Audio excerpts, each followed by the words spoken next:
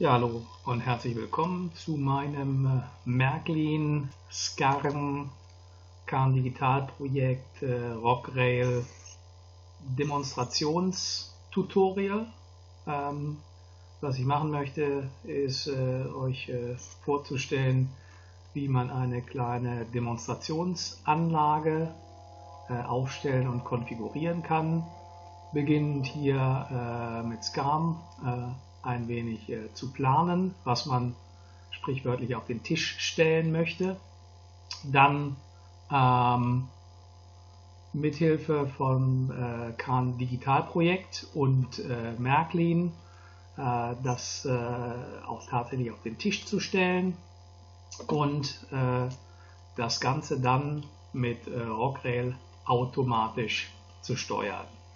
Was ich also machen möchte, ist in verschiedenen Teilen, in mehreren Teilen ganz kurz durch den Gleisplan gehen. Das ist nichts Spektakuläres, es geht einfach nur darum, die Möglichkeiten aufzuzeigen, wie man das Ganze dann auch in Rockrail darstellen kann, konfigurieren kann, mit einem Mehrzugbetrieb dann, der dann automatisch funktionieren soll, und natürlich auch einen Blick darauf haben, wie das Ganze dann tatsächlich in der Realität aussieht, mit den entsprechenden Khan Digitalprojekt Komponenten, und schlussendlich wollen wir nochmal sehen, dass wir wirklich Sachen zum Laufen bringen und hier eben einen automatischen Fahrbetrieb haben auf dem Tisch mit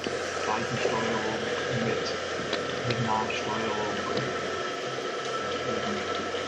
verschiedenen Lokomotiven im Automatikbetrieb. Ich hoffe, ich habe euer Interesse geweckt und